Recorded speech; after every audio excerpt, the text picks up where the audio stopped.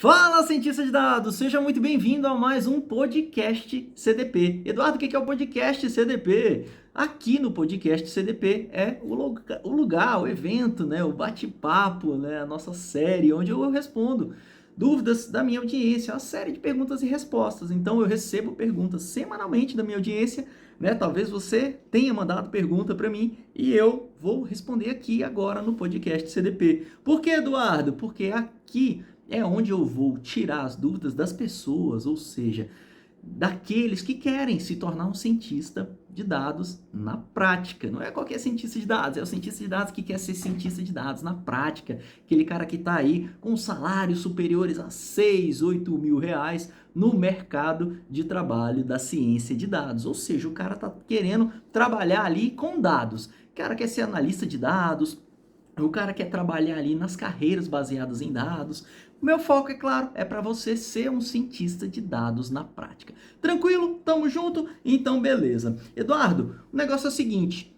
Aqui no podcast, como é que eu faço para fazer pergunta para você, Eduardo? Geralmente, eu recebo via e-mail mesmo ou nos eventos. Então, acabamos de passar aqui por uma jornada ciência de dados, né? Tivemos a jornada ciência de dados, que é um evento gratuito onde eu compartilho ali e mostro o caminho para você chegar até o nível de ser um cientista de dados e trabalhar nas grandes empresas. Então acabou de passar uma jornada e aí o que eu fiz? Eu compilei ali um banco de perguntas que a galera me faz para que eu possa compartilhar aqui contigo e responder aqui agora. Eu sei que muitas vezes eu queria que às vezes um professor meu me respondesse alguma coisa, mas às vezes ali esse professor ele tinha muitos alunos e às vezes não conseguia responder. E aí eu falei assim, cara, às vezes pode estar acontecendo isso comigo também. O que eu vou fazer? Vou falar que eu estou apto aqui a responder qualquer pergunta. E aí, é claro, os meus alunos, né? Talvez você tenha mandado pergunta para mim aqui também. Eu vou responder aqui a minha audiência com essas perguntas.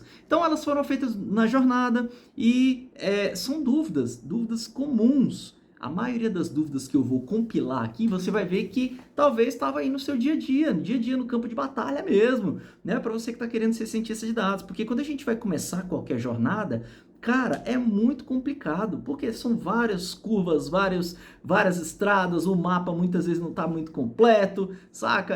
Às vezes o caminho ali a ser percorrido, ele tem umas curvas que não precisa dar, tem uns atalhos aí que muitas vezes leva a gente para uns buracos, e o meu objetivo é pegar a minha experiência do dia a dia, daquilo que eu vi que funciona, que é exatamente onde o cientista de dados deve focar para conseguir trabalhar com a ciência de dados de forma clara, possa percorrer. Então, esse caminho eu estou juntando aqui e compartilhando contigo.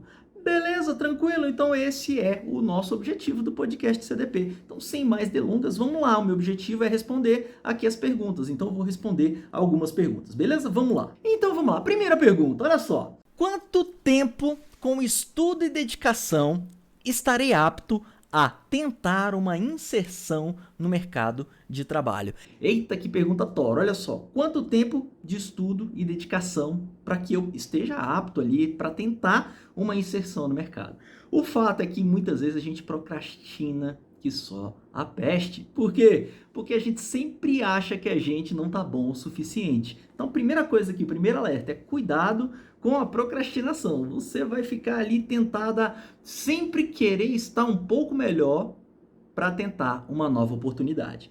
E, cara, isso é a bênção e a maldição. Bênção por quê? Porque, pô, você realmente sabe que você precisa melhorar, né? Então você tá sempre ali afiando o machado, né? Tá sempre ali se preparando. Mas, cara, se você sempre olhar na expectativa de que você está esperando estar melhor, esse momento não vai chegar nunca. Falo muito para os meus alunos isso, ó, amanhã é nunca. Então você precisa realmente se comprometer com um projeto, se comprometer com um planejamento, e aí a partir do momento que você chegou no planejamento que você queria, aí você mete a cara a tapa, beleza? Vamos pro mercado, bora peito aberto, vamos lá disputar e mostrar o que a gente sabe.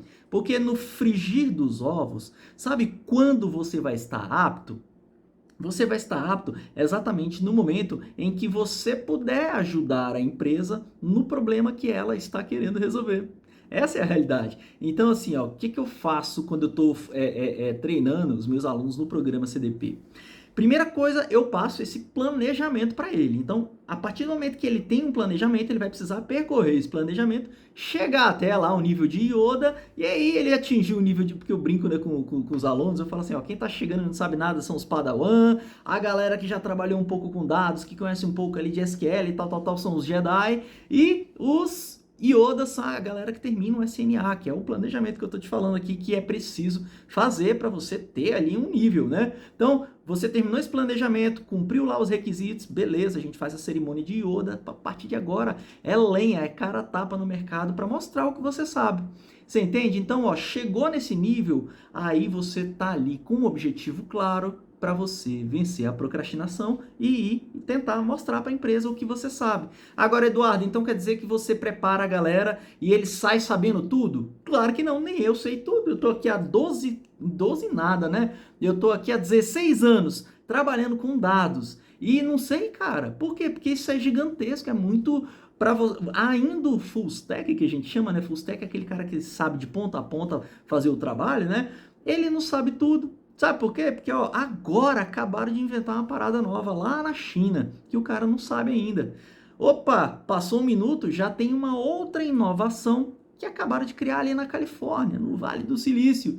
Você entende? Então, assim, são sempre tecnologias novas e, é claro, o programa CDP é para te dar os pilares, é para você não construir a casa ali na areia. Eu vou te mostrar os pilares para você depois escolher ali como que você vai fazer o reboco da sua casa, se vai ter área de lazer ou não, se você vai querer ir para um apartamento, enfim, cara, eu te dou os pilares para depois você ir lá e passar o batom e fazer a maquiagem do jeito que você quer, beleza? Então, fazendo aqui um depara bem tosco, né?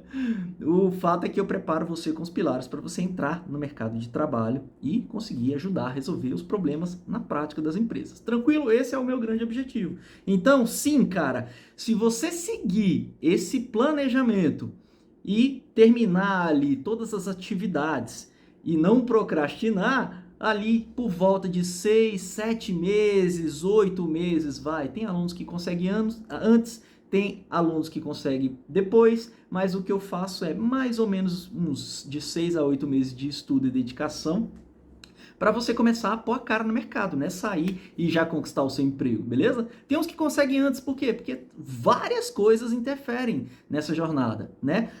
A sua vida pregressa, ela também importa, tá bom? Por mais que você esteja agora em transição de carreira, talvez você já tenha visto programação na vida, puxa, vai ajudar, né? Você ter o raciocínio lógico, o pensamento lógico, né? Ou seja, você vai ter um pouco mais de facilidade ali ao lidar com a programação Python, por exemplo. Agora, cara, tu tá tendo uma transição bem louca mesmo, tu tá saindo da área do direito e tu tá querendo trabalhar aqui com ciência de dados. Vai ser um pouco diferente, né? Você talvez tenha um pouco mais de dificuldade, mas é impossível, Eduardo? Claro que não. Vejo alunos aqui da área de artes que hoje é coordenador de equipes que trabalham com dados lá no Bradesco, que começou desse jeito, fazendo essa transição muito louca mesmo. Então, assim, cara, é possível, e depende muito do prazo, eu seria injusto, e você sabe que, cara, se tem coisa que eu prezo é a integridade da minha palavra. Por quê? Porque você sabe que, para mim, o que importa é a verdade, é a realidade. Então, eu só posso falar baseado nos exemplos que eu vejo dos meus alunos, nos exemplos que eu vi com os meus próprios olhos. Tudo bem? Beleza? Respondida a primeira pergunta, tamo junto? Bora para a próxima. Simbora, vamos lá. Como foi que você se descobriu na profissão de ciência de dados? Nossa senhora, que história massa isso aqui, ó. Vou resumir bem curto aqui, beleza? Porque aqui mesmo no canal tem ali a minha história, eu deixo ali um videozinho contando um pouco da minha história com mais detalhes. Mas assim, como eu comecei uns 16 anos atrás, eu caí na área da ciência de dados de paraquedas, então eu fui muito sortudo, porque eu trabalhava numa empresa data-driven, que é o Banco do Brasil, uma empresa completamente orientada a dados, toma decisões baseadas em dados, que são ali os precursores da ciência de dados no nosso país, né? Instituições financeiras realmente são as empresas que focam no desenvolvimento tecnológico, porque lidam com dinheiro, e quanto mais tecnologia, quanto mais automação, quanto mais rigor com relação as atividades que precisam ser sistemáticas, mais sucesso a empresa tem. Então, cara, os caras lá não brincavam, era investimento em capacitação, em ferramentas, e eu tive a sorte de estar lá, nesse olho do furacão, no momento em que tudo aconteceu e no momento em que havia ali esse grande incentivo. É a mesma coisa de uma grande empresa estar ali perto de uma galera que tem um contato com os fundos de investimento de capital em startups, né? Você está no lugar certo, você tem o projeto certo, quando junta os dois, você, ó, né, já tá... Então, eu tive essa sorte de estar exatamente nesse olho do furacão. E aí, eu, como um mero economista, né, eu tinha algum contato ali com decisões que requeriam dados, né? Eu estudei econometria e era uma matéria muito doida lá na faculdade de economia, e que a gente fazia ali algumas simulações utilizando o quê? Dados históricos, né? E o que empresa, instituição financeira tem dos seus clientes? Nossa, tem a vida pregressa, né? Então, quanto você gasta de cheque, quanto você gasta por mês, né? Tá lá suas transações financeiras, quanto você recebe por mês, qual é o seu histórico ali com produtos de investimento, produtos de empréstimo, financiamento. Então, cara, tem a cada segundo ali da sua vida. Tudo que a gente faz hoje não é com dinheiro, né? A gente não vive numa sociedade capitalista. Então, cara, tudo que a gente faz com dinheiro, os bancos têm. Então, os bancos conhecem os nossos costumes, né? Então, por isso que são as grandes empresas, né? As grandes empresas detentoras das informações que revelam as nossas intenções, cara, ele tem o poder de prever, fazer a predição dos nossos atos, né? Então, instituição financeira, hoje em dia, que começou muito agora, depois de 2011 ali, mais ou menos, onde o Facebook começou a bombar aqui no Brasil, né? O que começou a crescer? As redes sociais, né? Tinha só o Facebook, hoje em dia tem o Facebook, Instagram, TikTok, o Twitter também aí, ó, que tá sendo comprado aí pelo Elon Musk, né? Não, então, assim, redes sociais sabe muito do que a gente faz, do que a gente gosta, né? As coisas que a gente curte, as coisas que a gente assiste. Muitas vezes o nosso momento ali, a gente não precisa nem falar nada. Só se você tá dando audiência para uma parada, ele sabe qual é a sua intenção. Faz sentido ou não faz? Então os bancos tinham muitas informações e eu tava ali, comecei a lidar com essas informações. Só que para trabalhar esse mundaréu de informações, o que precisa fazer, né? O que precisa ter? Primeiro, profissionais capacitados, né? E segundo, ferramentas. Então, eu fui capacitado, fui um profissional que caí nessa área por ter esse conhecimento pregresso, né? De lidar com dados para tomar decisões, ó, econometria lá atrás, né? Então, isso me ajudou um pouco, né? E outra coisa é a tecnologia. Tinham muitos dados. O Banco do Brasil, como é que a gente fazia para lidar com esses dados? É por meio de ferramentas. Então, lá a gente aprendia a utilizar ferramentas que a gente tinha contato ali com o grande, gigantesco volume de dados dos clientes do Banco do Brasil. E aí, por tá ali no lugar certo, na hora certa, eu comecei a me especializar e comecei a tomar gosto dessa parada. Por quê? Porque, cara, pra mim é apaixonante, né? Pensa ali, você consegue fazer abstrações com os dados. Por quê? Porque os dados permitem com que a gente faça grande extrapolação sobre coisas que podem acontecer, né? E aí todo mundo tem vontade de saber o que vai acontecer amanhã, não é? A gente não tem vontade de saber o que vai acontecer no futuro, e a ciência de dados mais ou menos proporciona isso, né? Como? Utilizando machine learning, deep learning, inteligência artificial para a gente fazer predições, né? E tudo isso só é possível com o que, Eduardo? Qual é o combustível dessa parada toda? Fala para mim, né? Porque a tecnologia tá aí, todo mundo pode utilizar? Todo mundo que possua o input, né? Que possua o que? O combustível, dados, né? Então, as empresas hoje em dia, elas têm um foco muito grande em tratamento de dados, em coleta dos dados dos clientes, para quê? Para que elas possam tomar decisões acertadas. Então eu vou no supermercado, os caras já me cadastraram num clube não sei o que lá, porque esse clube permite identificar ali os meus costumes, as coisas que eu compro, para quê? Para estimar coisas que eu vou comprar no futuro, né? Para estimar coisas que eu gosto de comprar junto, uma com a outra, para depois ele já saber me oferecer uma já do lado da outra. Você entende? Então, assim, os bancos, eles tinham isso, e todas as empresas hoje em dia que querem trabalhar com dados estão fazendo isso, né? Então, hoje em dia, supermercado tem cientista de dados, Eduardo? Tem, claro que tem. Então, assim, a gente vê o poder da ciência de dados desse jeito. E eu me descobri nessa profissão, comecei a me apaixonar com o poder que os dados davam para as instituições, para quem sabia, para quem era detentor dessas informações, para quem conseguia construir essas paradas de forma tão incrível e tão apaixonante. Beleza? Então, mais ou menos essa foi aí a minha história. Foi assim que eu descobri a profissão ciência de dados. E hoje eu vivo exatamente, exclusivamente para passar essa paixão para você também, para que eu possa levar você para essas empresas, para você ser o cara reconhecido, porque o cara que tem o poder dessas informações, de juntar essas informações e transformar em insights, né, que vai fazer a empresa lucrar mais, ou que vai fazer a empresa diminuir uma perda, diminuir uma fraude. Cara, esses caras são muito valorizados. E aí basta você entrar no Glassdoor e tirar uma estimativa média do salário do cientista de dados. Tamo junto, beleza? Tamo junto, respondi? Então bora para a próxima pergunta. Eduardo, como você trilhou sua carreira até chegar aqui e quais as dificuldades enfrentou? Putz, cara, essa pergunta é muito massa para eu compartilhar contigo aqui, porque na jornada ela não é um filme de romance, onde você vai ali, tal, e aí chega no final feliz. Cara, muitas vezes o final não é muito bom não, né? Às vezes você tem muita dificuldade que ela pode limitar ali o seu passo a passo. Né? Então, se você não souber ali que o obstáculo muitas vezes vai te levar para um precipício, o que vai acontecer é que você vai cair no precipício. Então, é muito importante você estar ligado nos atalhos ou nos obstáculos que estão na tua frente para que você não se perca. Né? Então, um dos grandes objetivos meu é exatamente fazer isso. É compartilhar o que efetivamente pode te dar ali o poder de ser um cientista de dados, porque eu passei por muitas dificuldades, mas eu consegui transponir, né? Eu consegui passar... Como é que fala a palavra? Qual é a palavra? Eu consegui transpor esses obstáculos, né? Eu consegui passar para o outro lado e eu quero compartilhar essa parada contigo. Tamo junto? Então, olha só. Quais as dificuldades enfrentou, né? E como que eu trilhei aí a minha carreira. Então, vamos lá.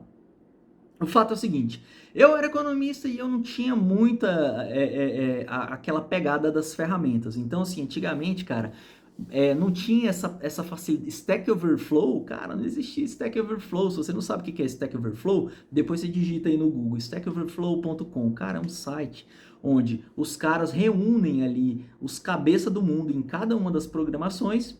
E aí, a galera do mundo manda as dúvidas lá sobre qualquer problema, né? Qualquer erro que dá no código, né? De Java, de Python, de SAS, de qualquer coisa. E os caras respondem. Então, eles têm um conhecimento absurdo sobre o pau que cada uma das ferramentas dá, né? Ou as travas que os desenvolvedores têm no mundo inteiro, e eles armazenam toda essa inteligência, né? E ajuda a comunidade, né? Eles utilizam isso lá para os fins dele, mas ajuda a comunidade. Então, hoje em dia é muito fácil. Então, eu tenho um erro, jogo no Google, printo o erro praticamente, jogo no Google, aí olho de cara lá, o primeiro link que eu tenho lá que vai me ajudar, Stack Overflow. Então, Stack Overflow ajuda muito, né? Antigamente não tinha isso. Antigamente era manual de ferramenta, era pegar o livrão lá, o manual, passar pro lado lá e ficar tentando descobrir se eu tinha errado, né? Então, debugava código, debugava documentação. Só que o fato é o seguinte, muitas vezes quando você está iniciando a sua jornada, o seu trabalho, um dos grandes limitadores ali é que, cara, você não tem muito tempo ali, ainda mais se for eu que não tinha contato com a programação, né? Eu era economista, né? E aí, cara, uma das coisas que é mais difícil é que você... Cara, às vezes a programação ali, você precisa de alguém para pegar na tua mão, alguém para te ajudar. Ler a parada, você já tá... Às vezes a gente fica cego, o erro tá na nossa frente, o erro às vezes é uma vírgula, uma ponta e vírgula, né? Às vezes o erro ali tá... Cara, é tão simples, mas você não enxerga. O que você quer? Alguém para estar do seu lado. Só que não é sempre que esse alguém tá aí do seu lado, não. Às vezes você não tem tempo, às vezes você não tem um mentor, uma tutoria. E, cara, na época... Meus colegas estavam até aqui, entulhado de coisa para fazer nos projetos também. A gente estava junto ali e cada um tinha que tocar uma parte. Senão a gente não ia chegar em lugar nenhum. Se o outro fosse parar para ficar ajudando, não dava. Então uma das dificuldades que eu tive foi a falta de um tutor ali, um apoio, né? Um cara que compreendesse e fosse o sênior da parada ali para ajudar toda a equipe, né? Então, assim, o que acontece hoje em dia é que, por exemplo, eu lá na comunidade CDP, eu tenho um canal de dúvidas onde a galera mesmo se ajuda. Não é só uma pessoa, não sou só eu que ajudo os meus alunos, né? Então lá no Discord, a comunidade lá do Discord, quando um tem dúvida, ele coloca lá no canal de dúvida, e o que acontece na maioria das vezes é que os próprios Jedi lá se ajudam, né? Às vezes quando eu vou olhar, né, que eu tenho uma rotina que eu vou entrar para ajudar a galera lá, vou olhar o suporte, a galera já ajudou, velho. Então isso, comunidade, ela é um negócio incrível, né? Porque às vezes cara, se você cometeu um erro, certamente que você não foi a primeira pessoa no mundo que cometeu esse erro. Certamente. Se foi, cara, ó, parabéns pra você. Putz, grilo, velho. Tu bugou o Google. E, cara, não é qualquer um que consegue bugar o Google, você entendeu? Então, assim, é muito comum, as pessoas já passaram por esse problema, né, antes de você. Então, a primeira coisa que a gente faz é ter uma comunidade para você perguntar ali, para você ter esse atalho e não ficar aí perseguindo, olhando a apostila. Putz, cara, aproveita essa parada. Então, minha dica tem que estar imerso. O ambiente influencia muito. Então, você tem que estar imerso com pessoas que estão ali passando, ou que já passou pelo que você já passou. Tranquilo? Então, essa pra mim foi uma das grandes, talvez foi a maior dificuldade que eu tive. Quando eu fui para outros projetos, onde a dedicação em apoiar todo mundo que estava ali, onde tinha realmente um membro que fosse direcionar as atividades, estava presente, cara, o projeto voava. Por quê? Porque aí era outra coisa, você entendeu? Tanto é que hoje nós temos aí as metodologias ágeis, né? Que estão aí há alguns anos já nas empresas, né? Desde as startups até as grandes empresas, por incrível que pareça. E isso tem feito com que a gente tenha conseguido resolver muitos e muitos mais problemas da nossa sociedade, das nossas empresas. Por quê? Porque essa metodologia prevê, né, uma pessoa para estar ali, né, nesse ponto de, muitas vezes, de interligação. Às vezes não é o cara que vai te ajudar, mas ele tem a interlocução pelo perfil dele ali, né? Por ele estar ali no projeto fazendo essa atividade, ele consegue muitas vezes ajudar a linkar a pessoa que sabe com a pessoa que está precisando. Então, isso hoje em dia também já é muito, muito interessante ver isso nas empresas. Beleza? Tamo junto? Então, bora lá para a próxima pergunta. Por onde começar, visto que a ciência de dados é uma área tão diversificada e eclética? Pois é, o que a gente faz quando a gente vai construir uma casa? Eu adoro dar esse exemplo, né? Porque ele fica muito claro na nossa mente, né? E quando a gente tem esse estímulo visual, o aprendizado fica muito mais fácil. Então, qual a primeira coisa que a gente faz quando a gente vai construir a casa? Não começa pelo telhado, né? A gente começa pela base, né? A gente começa ali, né, pela base, vai furar, né, vai fazer o baldrame ali, depois vai concretar, vai vedar as paradas, né, depois fazer ali, ver se os ferros vão aguentar os pilares direitinho. Então, é exatamente por aí que você deve começar. É pela base, é começar olhando o que é pilar para você. Onde estão os pilares daquilo que você precisa. Onde estão os pilares que vão te ajudar a elevar, a edificar a sua construção?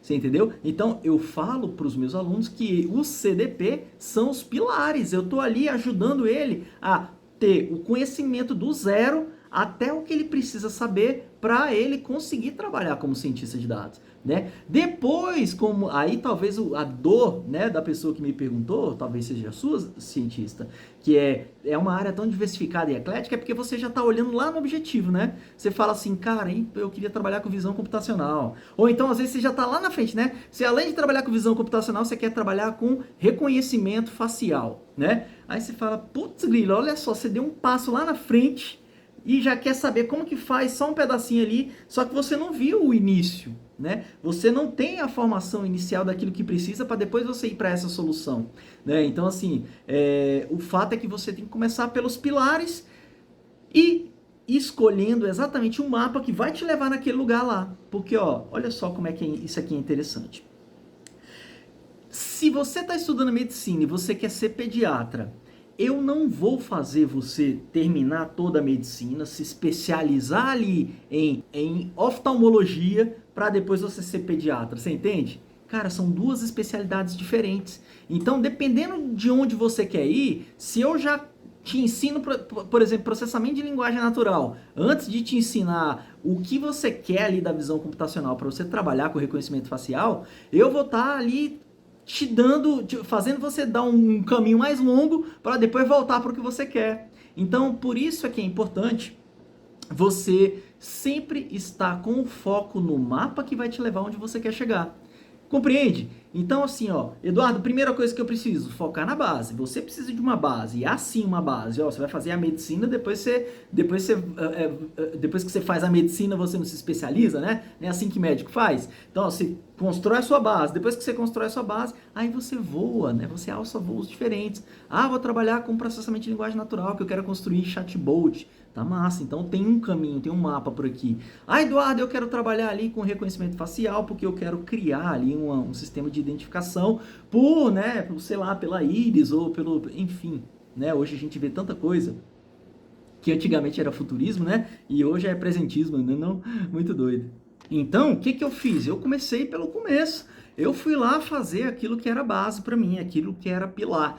Comecei a compreender o que era a ciência de dados, qual era o pipeline, o que eu precisava aprender para que eu pudesse trabalhar com aplicações de ciência de dados, né? Desde aquelas aplicações mais básicas até ir evoluindo para trabalhar com aplicações mais avançadas.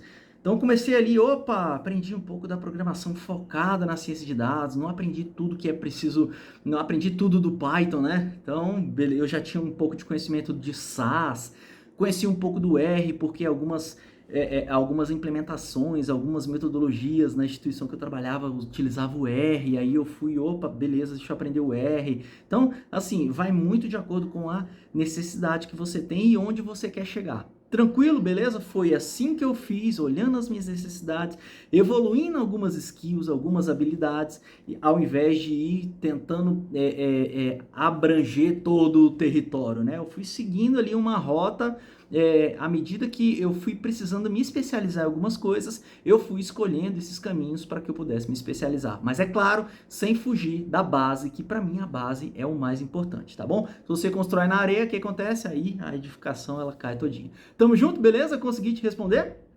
Então, fechou. Vamos embora. Eduardo, quanto tempo de dedicação para ficar sênior na área? Cara, olha só, isso aqui é uma pergunta muito complexa, né? Depende muito do que é ser um sênior na área, né? Então, eu vou te dar um exemplo aqui, um exemplo que é bem interessante. Olha só. Você, para entrar, às vezes você, dependendo do seu conhecimento, você já consegue dar um passo um pouco maior e pular algumas etapas, né? Então, vou tentar pensar aqui numa estruturação, num encarreiramento bem básico, né? Então, você inicia como júnior, você evolui ali porque você começa a pegar alguns projetos mais avançados. Então, você vai para o pleno e depois você evolui com o tempo, já consegue ter ali a noção de liderar outros júniores que estão entrando, então você vira um sênior. Tranquilo? Beleza? Então essa é a edificação técnica mais simples que eu vou trazer aqui para não confundir sua cabeça. Então, ótimo.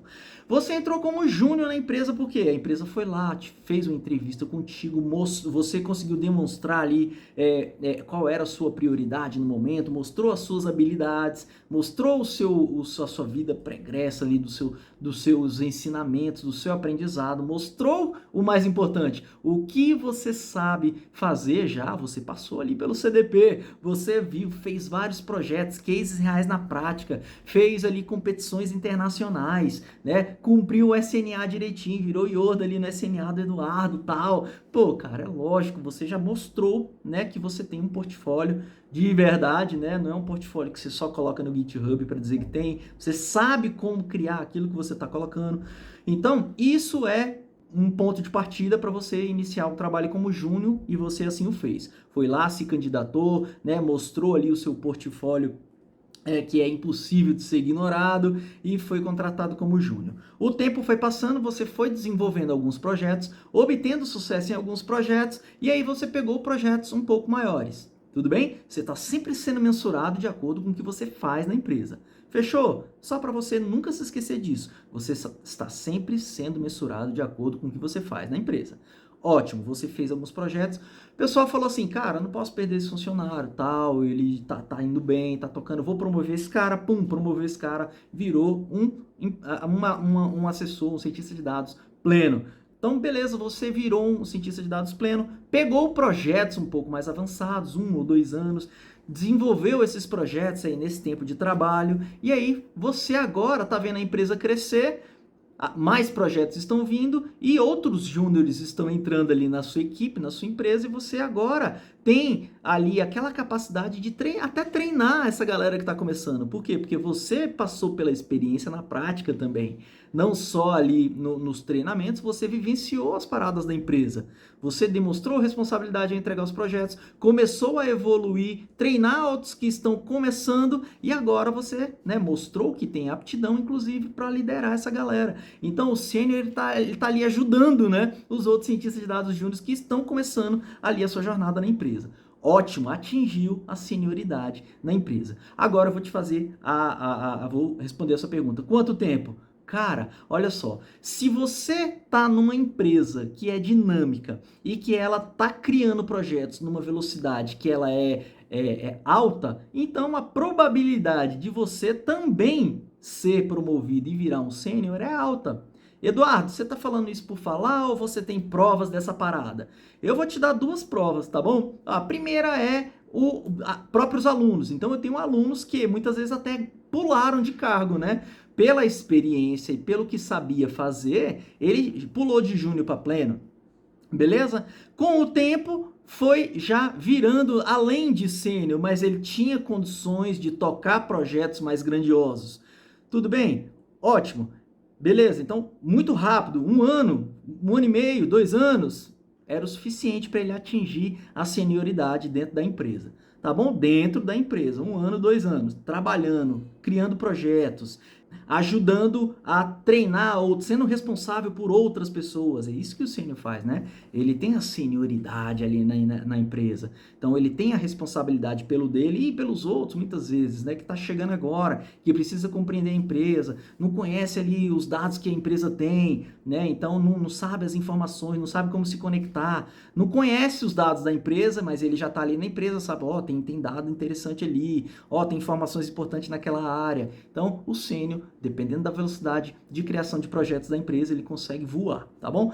Esse é uma prova. A segunda, vou usar a minha mesmo, né? Então, eu atingi o topo da carreira técnica muito rápido dentro do Banco do Brasil. Então, assim, eu tava lá em 2004 entrando no mundo da ciência de dados, e aí quando foi 5 anos depois, 2009 mais ou menos, atingiu o topo da carreira técnica. 2011, 2011, o topo da carreira técnica. Cara, 2011 foi muito rápido. Por quê? Porque eu tava ali engajado nos projetos, tava ali conseguindo mostrar a entrega junto com a minha equipe, e aí, cara, é claro, a instituição viu isso, e aí eu atingi a senioridade. Então, demorei um pouco mais, mas mesmo assim, dependendo do porte da empresa e da quantidade de projetos, pode ser muito rápido ou pode ser mais devagar, e aí, cara, o que acontece é que não há um tempo específico, tá bom? Esses 2 exemplos que eu posso trazer para você, eu demorei uns 2, 3, 4 anos e existem alunos que conseguem essa parada mais rápido ainda, tá bom? Dependendo do porte da empresa, é claro, a empresa que eu tava, ela era muito maior.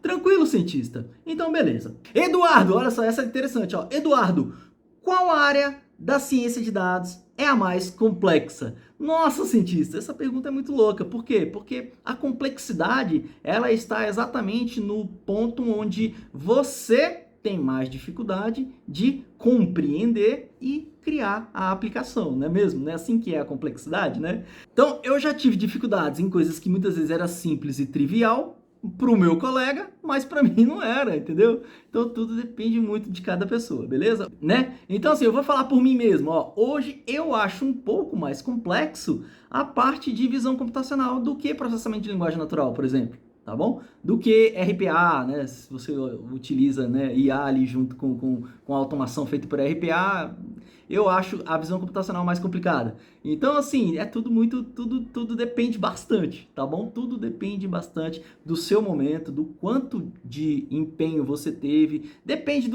da sua formação, do que você acha mais fácil. Às vezes você gosta mais ali, você compreende melhor a interpretação do problema em si, porque você sempre foi um cara que pega as coisas no gatilho. Eu sou um cara mais lento para aprender as paradas, então, às vezes eu tenho um pouco mais de dificuldade de pegar essa parada, mas no cálculo tem um pouco mais aqui de assertividade aqui, minha cabeça vai mais rápido ali com o cálculo, entendeu? Então, assim, tudo muito depende da sua formação, de como você se formou ao longo do tempo, tá bom? Então não dá para dizer exatamente não. Minha experiência, cara, hoje eu acho um pouco mais difícil a visão computacional do que processamento de linguagem natural, tá bom? Beleza? Então, beleza. Vamos lá. Eduardo, mais uma pergunta, vamos para a última pergunta aqui, ó. Eduardo, como se tornar um excelente profissional nessa área da ciência de dados? Cientista de dados, primeira coisa, seja apaixonado pelo que você faz. Isso serve para tudo na vida. Você vai ser o melhor profissional, você vai ser o profissional mais tora, você vai ser o profissional mais requisitado se você tiver paixão por fazer essa parada, tá bom? Se você gosta, se você quer se entregar por essa parada, se você, cara, deitou na cama para dormir e quer ler uma matéria de ciência de dados, cara, você já tá num bom caminho, beleza? Então, seja um apaixonado, para você ser um profissional fera, seja um apaixonado pelo que você faz. Eu tenho amigos que, cara, são apaixonados pelo que faz ali e que eu vejo que são atividades que para mim não são apaixonantes, mas para ele é apaixonante. Ele vive aquilo para ele é intenso. Então, assim, para ele mas para mim eu já falo, cara, eu não teria coragem. Você compreende? Então, eu não tenho parte daquela vocação de fazer aquela atividade. Então isso também é importante para você que está aqui agora, principalmente você está em transição de carreira, tem que ser claro para você, eu preciso ser bem íntegro, que cara, se você olhou essa parada aqui e você já olha com, não sei se eu vou dar conta, cara, alinha sua expectativa aí, veja aí, alinha suas crenças aí no que você acredita que é capaz, no que você acredita que quer, porque se você não alinhar isso tudo, talvez vai ser difícil para você. Mas agora, se você já entra com sangue no olho, com paixão, com vontade de vencer, então é a primeira coisa que você precisa para ser um excelente profissional, beleza? É paixão. A segunda coisa, Eduardo, você precisa ter habilidade, né? Para ser um excelente profissional, você vai precisar sim de habilidade. Você vai precisar aprender as paradas para você ser um excelente profissional, né? Para as pessoas olharem e falar, pô, esse cara aqui, ele ajuda bastante. Ele tá tocando esses projetos aqui, tá fazendo. Olha, pô, tá ajudando outros colegas nisso aqui. Então, talvez ele seja uma referência. Então, é o que você faz, são as suas habilidades que vai tornando você referência no que você faz também. Isso ajuda, né? Então, a paixão e a habilidade. E a terceira adivinha o que é o terceiro para você se tornar um excelente profissional? Curiosidade, cientista de dados. Você precisa ser curioso, beleza? Tá lá na soft skill inicial que a gente conversa aí, né? As habilidades necessárias para ser um cientista de dados. Você precisa ser um cara curioso, porque se você for um cara curioso, você vai estar sempre querendo descobrir melhores formas de aprender, de divulgar, de construir. E isso é um aspecto. Será que o Elon Musk é curioso? Fala aí, diz aí. Será que o cara construiu a Tesla, velho? O cara construiu a Tesla, carro elétrico. Olha só, a gente nem acredita, mas a empresa já vale mais do que todas as outras juntas. Então pensa aí, junta GM, esses carros tudo que estão na rua aí, ó, dessas empresas tudo. Qual que vale mais? É a Tesla, velho. Então, será que o cara é curioso, né, em desenvolver um carro que realmente é elétrico, né? Não é aquele semi-elétrico, né? O carro é elétrico. Então, assim, é um negócio muito louco. O cara manda esse foguete pro espaço, mano. Né? O cara tem vários satélites aí para distribuir internet pra galera aí das fazendas aí, pra galera que não tem condições, né? Então, assim, o cara é muito curioso. Então, eu acho que a curiosidade é o terceiro aspecto. Paixão, habilidade e seja muito curioso. Você vai ser um excelente profissional, um excelente cientista de dados na prática.